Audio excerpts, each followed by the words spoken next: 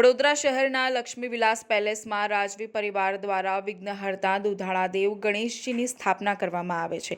વર્ષોની પરંપરા મુજબ દાંડિયા બજારથી પાલખીમાં બિરાજમાન થઈ રાજમહેલ ખાતે પહોંચ્યા હતા અને વિધિવત દરબાર હોલમાં ગણેશજીની મૂર્તિને હીરા મોતી જડિત આભૂષણ પહેરાવી રાજગુરુ આચાર્ય પ્રેમદત્ત વ્યાસ દ્વારા પૂજા અર્ચના કરી સ્થાપના કરવામાં આવી હતી। ઉલ્લેખનીય છે કે વડોદરા રાજવી પરિવાર દ્વારા લક્ષ્મી વિલાસ પેલેસમાં દર વર્ષે દરબાર હોલમાં ગણેશ ઉત્સવ દરમિયાન ગણેશજીની નયનરમ્ય પ્રતિમાની સ્થાપના કરવામાં આવે છે।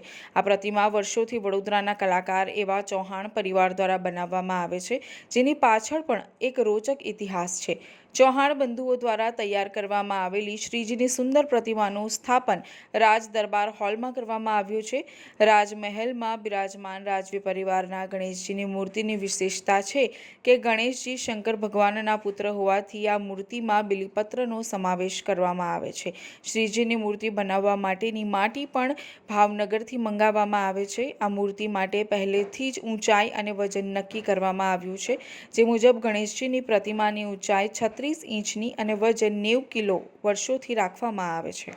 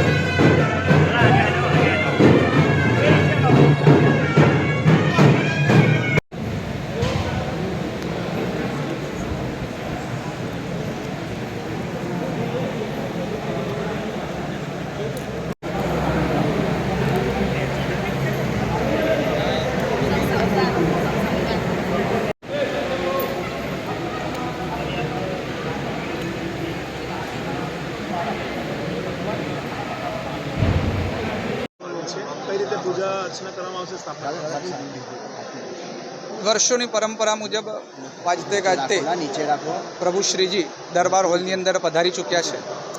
ત્યારબાદ રાજા મહારાજાઓના જે વર્ષોની પરંપરા છે એમને હમણાં ઘરેણાં પહેરાવવામાં આવશે। એ આભૂષણોથી સજ્જ થયા બાદ ભગવાન ગણેશજી તેમના નિયત સ્થાન ઉપર બિરાજમાન થશે। ત્યાં સ્થાન ઉપર બિરાજમાન થયા પછી તેમની પ્રાણ પ્રતિષ્ઠા વિધિ વિધાનથી કરવામાં આવશે। ત્યારબાદ અનંત ચતુર્દશી સુધી એમની રોજ સવાર સાંજ જે પ્રમાણે વિધિ વિધાનથી પૂજા થતી હોય તે પ્રમાણે આ સ્થાનની ઉપર રાજા મહારાજા એટલે આપણા જે રાજા છે સમરજીતસિંહ ગાયકવાડ તેમના દ્વારા પણ આ પૂજા થશે। શું વિશેષતા છે? માટીની મૂર્તિ બનાવવામાં આવે છે, વર્ષો પૂર્વની જે પરંપરા છે એ પ્રમાણે આજે પણ મૂર્તિ બનાવવામાં આવે છે। વિશેષ આપણે માટીની આ પેલેસની મૂર્તિની જો વાત કરીએ તો કાશીના પંડિતો દ્વારા જે મૂર્તિનું ઘડામણ, જે મૂર્તિની આકૃતિ નક્કી થઈ છે, ઘણા બધા વર્ષોની પરંપરા છે। આની આ જ મૂર્તિ હોય તો એટલા માટે એનું વિશેષ મહત્ત્વ વધી જાય છે। અને આ મૂર્તિનું નામ છે પાર્થિવેશ્વર। પાર્થિવ એટલે માટી, એટલા માટે આમની સ્થાપના અને પછી આમનું વિસર્જન આ બંનેનું મહત્ત્વ છે।